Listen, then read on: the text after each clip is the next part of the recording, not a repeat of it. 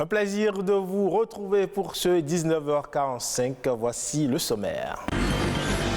Il y a 7 ans, l'ONU adoptait à l'unanimité de ses États membres l'agenda 2030 axé autour de 17 objectifs du développement durable. Quel bilan peut-on en faire en ce 7e anniversaire? On en parle. Et puis chaque année, environ 30 kg de produits alimentaires sont jetés, des produits dont la date de péremption arrive à expiration alors qu'ils sont parfois encore dans les rayons des supermarchés. Comment s'y prennent les tenanciers? Enfin, commercialisés dans des emballages aux couleurs vives, les cubes de bouillon sont souvent utilisés en cuisine pour servir des austers de goût. Or, les risques courus en consommant ces petits cubes sont nombreux.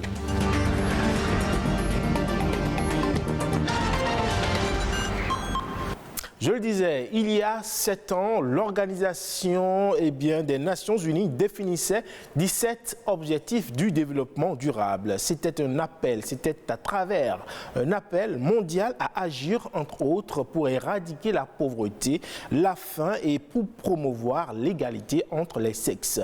7 ans après, quel est le bilan qu'on peut en faire ?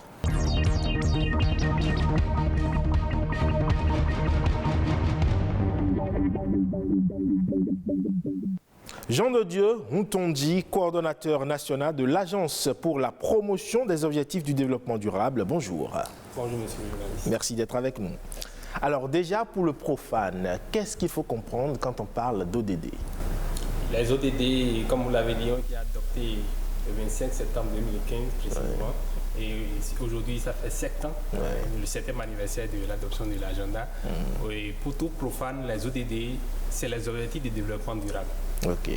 Et ces ODD définissent le monde que nous voulons et s'appliquent à toutes les nations. Toutes les nations. Alors, si vous le disiez, ça fait 7 ans que ces ODD ont été définis.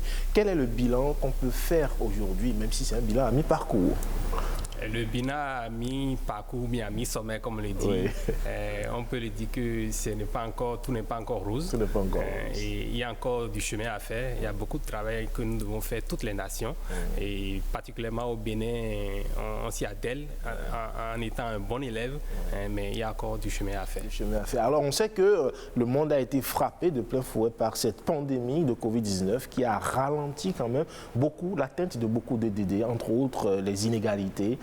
Est-ce qu'aujourd'hui on peut espérer, c'est vrai que la Covid n'est pas encore passée, mais est-ce qu'on peut espérer quand même que les choses puissent avancer dans le monde? Oui, on peut espérer. Alors sur le plan national, on revient sur le plan national, vous disiez qu'il y a beaucoup d'efforts qui ont été consentis, qui ont été engagés par les autorités. Quelle est la situation de la mise en œuvre des ODD au Bénin? Oui, particulièrement au Bénin, il faut dire qu'il y a 49 cibles qui ont été priorisées et le gouvernement a fait des efforts pour territorialiser à travers la Direction générale de la coordination et du suivi des ODD, territorialiser et localiser les ODD au niveau des communes pour faciliter la mise en œuvre au niveau du pays. Et il faut dire que le 21 juillet en juin 2021, le Bénin avait fait déjà cet exploit-là au niveau mondial, c'est-à-dire l'Eurobond, ODD, qui a permis véritablement à notre pays de définir une politique stratégique par rapport à des projets innovants à impact, notamment dans le domaine social et environnemental. Alors au-delà de ce eurobond qui a été lancé par le gouvernement, il y a également ces différents projets, entre autres les cantines scolaires qui cadrent avec l'ODD 2, la fin zéro par exemple. Il y a également que le Bénin a été reconnu comme étant le 2e pays de l'UEMOA où la pauvreté en tout cas est en train de baisser. Alors ce sont des efforts quand même qui tendent à relever le Bénin dans ces différents objectifs-là, n'est-ce pas? Oui, effectivement, c'est là qu'il faut saluer véritablement la clairvoyance de notre chef d'État, son Excellence M. Patrice Talon et son gouvernement qui font vraiment des efforts fort louables, et notamment dans le domaine lié à la pauvreté, c'est-à-dire lutter contre la faim zéro. Et parce que, comme on l'a dit, tous les objectifs de développement durable sont liés atteindre un objectif de développement durable sans penser aux autres n'est pas ce que nous souhaitons. Donc, il faut travailler en synergie. Donc, lorsqu'on travaille sur un objectif de développement durable, on amène les autres également à leur réussite, à leur atteinte. Il y a l'ODD 6 qui est l'un des ODD quand même sur lesquels le Bénin fait beaucoup d'efforts. L'accès à l'eau potable, l'assainissement. Effectivement, le Bénin, d'ici 2023, donc d'ici quelques mois déjà, le Bénin va atteindre cet objectif de développement durable-là. Et on félicite vraiment les uns et les autres, notamment le gouvernement pour les prouesses, parce qu'aujourd'hui, l'accès à l'eau potable est une ressource vitale pour tout humain. Et lorsqu'on parle des écoles également, l'éducation de qualité, s'il n'y a pas de l'eau dans les établissements et écoles, c'est difficile pour les enfants d'apprendre. C'est difficile également pour la petite fille également, en période de menstrue, de pouvoir se mettre à l'aise et autres. Pensez-vous que d'ici 2030, le Bénin puisse atteindre ces 17 ODD? C'est vrai qu'on en est un peu loin, mais est-ce que vous avez cet espoir-là, au regard des prouesses qui sont faites? Oui, nous avons l'espoir. L'espoir, il ne faut pas baisser les bras. Malgré à l'Agence pour la promotion des ODD, on se base sur l'IEC, c'est-à-dire information, éducation et communication, parce qu'aujourd'hui, pour accélérer la marche de l'atteinte des objectifs de développement durable, on a imaginé la solution à ce que les populations puissent être sensibilisées dans les langues locales. Donc c'est ça qui va permettre véritablement d'accélérer cette marche-là vers l'atteinte des ODD. On ne pourra pas dire que d'ici 2030, d'ici les quelques années qui nous attendent, que tout sera atteint, mais il faut garder espoir, il ne faut pas baisser les bras et ensemble on y arrivera. Et selon la FAO, eh bien, à l'échelle mondiale, 1/3 des denrées alimentaires qui quittent du champ à l'assiette sont gaspillées. En cause, leur date de péremption qui arrive à expiration alors eh bien, que ces produits sont encore en vente dans les grandes surfaces des supermarchés.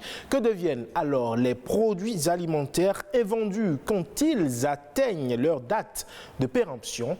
Détail. Ces produits alimentaires et autres produits en conserve ou en bouteille ici exposés dans les rayons de ce supermarché ne terminent pas tous dans l'assiette du consommateur. Nombre d'entre eux ne sont pas toujours vendus dans les délais prévus par le producteur ou le fabricant. Mais alors, que font les supermarchés des produits alimentaires qui ont dépassé leur date de péremption? Avant d'acheter tous les produits, on voit les dates de production et la date de péremption. Si nous en achetons et qu'on n'arrive pas à les vendre, déjà nos importateurs sont là, on va les voir pour leur dire que tel produit qu'on avait acheté qui ne coule pas. Comment est-ce qu'on va faire? Le plus souvent, ils nous reprennent ça. Et nous, on met ça en promotion. On diminue le prix. Si c'est des produits liquides, on pèse la boîte et on creuse. On a une ferme jusqu'à Toré là-bas, donc on creuse et on met tout dedans, on ferme. En effet, une fois passée la date de péremption, les produits périmés deviennent impropres à la consommation et représentent un risque pour la santé. La réglementation en la matière est d'ailleurs intransigeante. Puisque nous avons des directions départementales qui font le travail de retrait de ces produits tous les jours dans tous les marchés. Mais quand on a des doutes aussi sur la qualité du produit, là nous faisons intervenir les laboratoires. Et précisément l'Agence béninoise de sécurité sanitaire des aliments. Donc c'est après le résultat du laboratoire qu'on fait le retrait de ce produit. Donc nous regroupons tout cela et à des moments donnés nous procédons à la destruction. Vendre donc un produit dont la date limite de consommation est expirée est interdit et répréhensible. Le vendeur qui s'y adonne commet un délit de tromperie et s'expose à la rigueur de la loi. Quelqu'un qui enfreint à l'une des dispositions de la loi payera une amende qui varie de 500 000 à 100 millions de francs CFA et aussi peut être sanctionné des peines privatives de liberté de 3 mois jusqu'à 5 ans. Au-delà de la réglementation, les responsables de supermarchés et autres vendeurs sont appelés à ne stocker que les produits qui respectent les normes. Auquel cas, il est conseillé de les mettre en promotion ou de les offrir à des associations caritatives à 2 ou 3 mois de la date de péremption. Et aujourd'hui, il est presque indispensable de cuisiner sans y faire recours. Il s'agit des cubes bouillons, très prisés par les restauratrices, les cuisiniers et les bonnes dames. Or, sa consommation expose à de nombreuses maladies cardiovasculaires. Pourquoi donc les cubes bouillons sont-ils un danger pour la santé? Les précisions dans ce reportage de Soraïda Lessiwe, Arnaud Avanan, présenté ici par Héloïse Winator.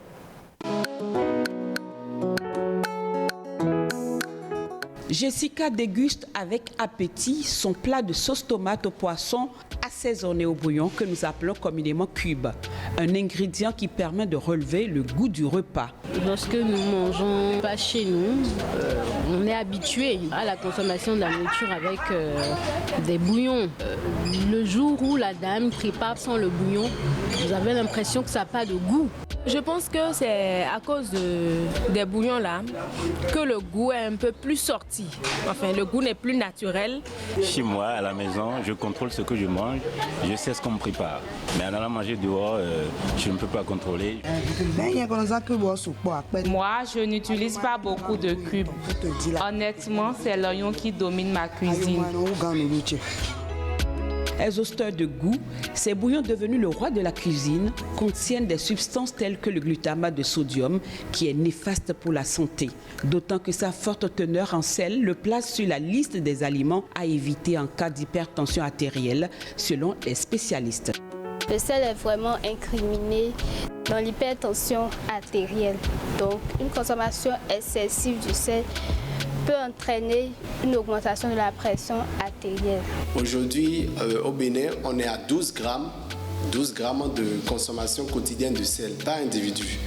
Alors que l'Organisation mondiale de la santé nous recommande de prendre maximum 5 grammes de sel par jour. La forte consommation des bouillons contribue à cette élévation de consommation de sel qu'on a dans nos ménages. Ces additifs colorés, en apparence inoffensifs, peuvent en réalité être cancérigènes.